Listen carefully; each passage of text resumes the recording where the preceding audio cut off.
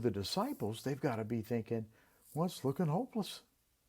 I mean, we've seen this tree wither from the root. What's going to happen to the temple, to the people? You see, the disciples probably thought things looked pretty grim. Would they suffer the same fate as the fig tree? Would they wither at the root and perish? But Jesus gives them hope. And he uses the impossible to illustrate the impossible. You see, I will tell you that moving mountains are indeed possible. You ask how? Mark 11:22 tells us. In Jesus' own words, have faith in God. An equipping moment. And I want you to carry this with you. Jesus will use the illustration of faith in God's power. Understand that you can move mountains with prayer. You've already moved so many mountains in your life, you don't even realize it.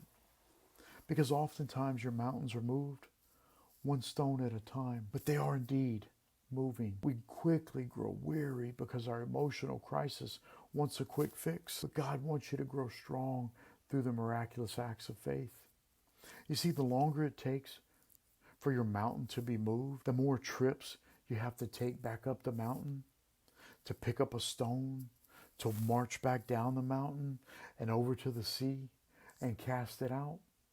With each climb, with each stone, with each descent, with each hike, each casting away, you grow stronger and you grow stronger and you grow stronger. And then the next mountain will not seem so big or so high. Matter of fact, you might just walk over it through your faith in God. Do not mourn mountains in your path. Celebrate growth of faith in God through prayer. So Jesus continues his lesson. He's starting to wrap this up, but he adds the key element of forgiveness in prayer. From Mark 11:25-26, and when you stand praying, if you have anything against anyone, forgive him, that your Father in heaven may also forgive you your trespasses. But if you do not forgive, neither will your Father in heaven forgive your trespasses. This is important. You cannot come to the Father in prayer if there's a sin of unforgiveness in your life. Refusing to forgive someone, it places a veil of separation between you and God.